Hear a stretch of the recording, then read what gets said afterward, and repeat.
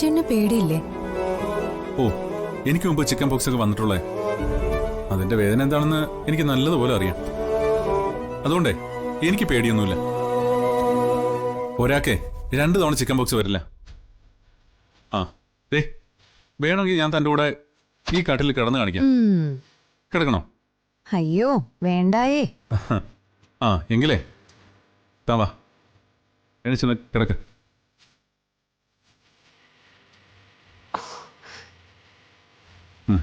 പതുക്കെ.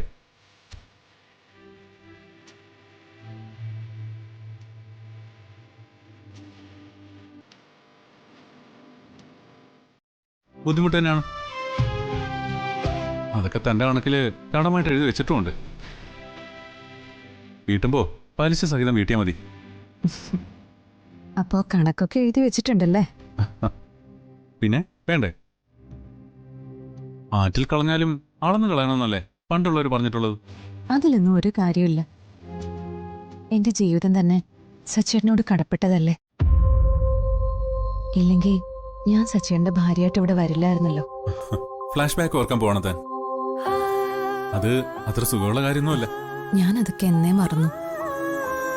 ദൈവം ചിലപ്പോ ഇങ്ങനെ സച്ചേട്ടാ നമ്മുടെ ലൈഫില് ഇപ്പൊ സംഭവിക്കുമെന്ന് കരുതി പല സംഗതികളും കൊണ്ടുവരും. പല ട്വിസ്റ്റുകളും അതിലുണ്ടാവും. പക്ഷേ നടക്കുന്നത് മറ്റൊന്നായിരിക്കും. അതുപോലെ തന്നെയല്ലേ സച്ചേട്ടനെ എനിക്ക് കിട്ടിയത്? എന്നെ തനിക്ക് മാത്രമല്ലല്ലോ, തന്നെ എനിക്കും കിട്ടിയില്ലേ?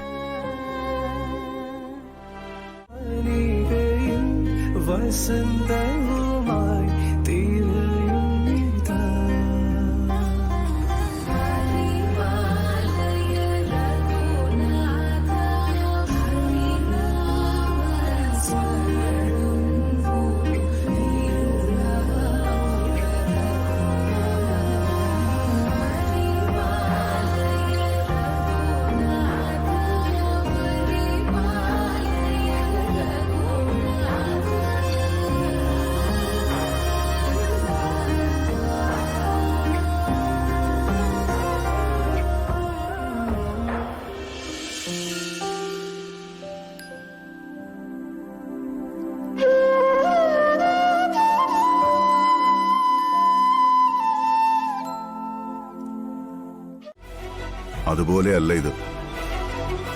എന്റെ ഈ തീരുമാനം കൊണ്ട് ഈ കുടുംബത്തിൽ ആർക്കും മുറിവ് ഏൽക്കരുത് എന്ന് എനിക്ക് നിർബന്ധമുണ്ട്.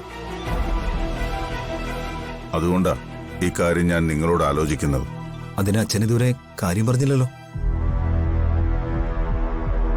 സ്നേഹയും ധനുഷിനെയും നെല്ലിശ്ശേരിയിലേക്ക് തിരിച്ചു വിളിക്കാൻ ഞാൻ തീരുമാനിച്ചു.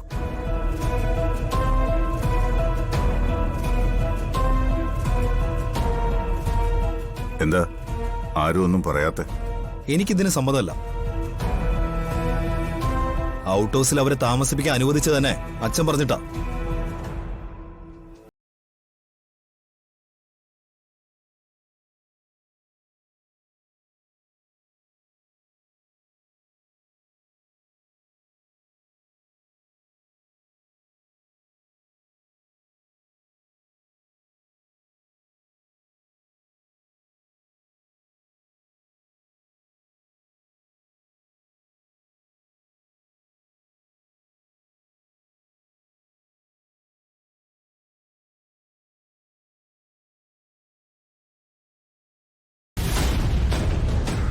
സച്ചേട്ടാ, സച്ചേട്ടന് സ്വന്തമായി എന്ത് അഭിപ്രായം എടുക്കാം, അതിനുള്ള സ്വാതന്ത്ര്യമുണ്ട്. ഞാൻ ഇങ്ങനെ പറയുന്നത് തെറ്റാണെങ്കിൽ ക്ഷമിക്കണം. സച്ചേട്ടൻ അച്ഛന്റെ തീരുമാനത്തിന് എതിരെ നിൽക്കാൻ പാടില്ല. അവരുടെ തിരിച്ചുവരവ് ഈ വീടിനെ വെട്ടിമുറിച്ചുകൊണ്ടാവരുത്. അതിന്റെ പേരിൽ ഇനി ഇവിടെ വഴക്കുകൾ ഉണ്ടാവാൻ പാടില്ല.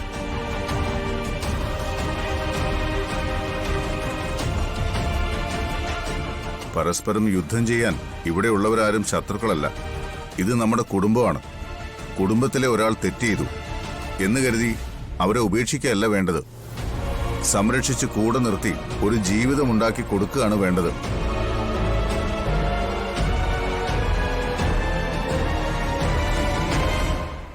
തെറ്റ് ചെയ്ത സഹോദരിയെ സഹോദരന്മാർക്ക് ശിക്ഷിക്കാം. പക്ഷേ അവർ നല്ല വഴിക്കാണ് നടക്കുന്നതെങ്കിൽ അവരെ സംരക്ഷിക്കേണ്ട ബാധ്യതയും നിങ്ങൾക്കുണ്ട്. അവർ ചെയ്ത തെറ്റ് ക്ഷമിച്ചിട്ടൊന്നുമല്ല. പക്ഷേ അച്ഛനെടുക്കുന്ന ഈ തീരുമാനത്തെ ഞാൻ ചോദ്യം ചെയ്യുന്നില്ല. പക്ഷേ നന്ദേട്ടൻ ഇതിന് സമ്മതിക്കുന്ന എനിക്ക് തോന്നുന്നില്ല. നന്ദേട്ടന്റെ പക്ഷത്താ ഞാനും.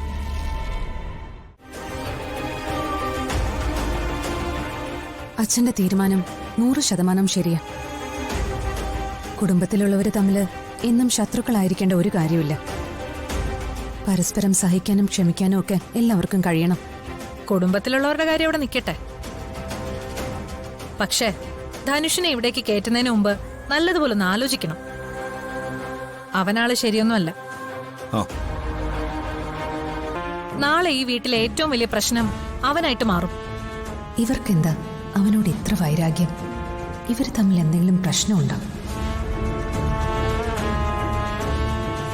നെല്ലിശ്ശേരിക്കകത്തേക്ക് ധനുഷ് വരാനുള്ള ഏതൊരു നീക്കത്തെയും മുളയിലെ നുള്ളിക്കളയണം. ഇല്ലെങ്കിൽ അവൻ നാളെ നെല്ലിശ്ശേരിയിലെ വലിയ ആളായിട്ട് മാറും.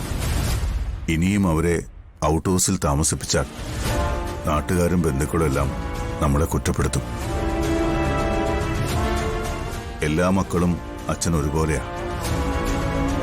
തെറ്റ് ചെയ്തവരെയൊക്കെ പുറത്താക്കാനാണെങ്കിൽ നമ്മളെല്ലാം ഈ വീടിന് പുറത്തു പോകേണ്ടി വരില്ലേ? അവരുടെ ജീവിതം പ്രതിസന്ധിയിലായിരിക്കുന്ന ഈ സമയത്ത് ഒരു കൈത്താങ്ങ് നൽകിയാൽ അവർ സന്തോഷത്തോടെ മുന്നോട്ട് ജീവിച്ചു പോകും. ഇഷ്ടമുള്ളൊരു ജീവിതം എന്റെ മോള് തെരഞ്ഞെടുത്തു എന്ന് കരുതി അവൾ എന്റെ മകള് തന്നെയാണ്. മകളുടെ ഭർത്താവ് എന്റെ മരുമകനാണ്. ഇന്നു മുതൽ അവനെ ഞാൻ എന്റെ മരുമകനായി അംഗീകരിക്കുന്നു.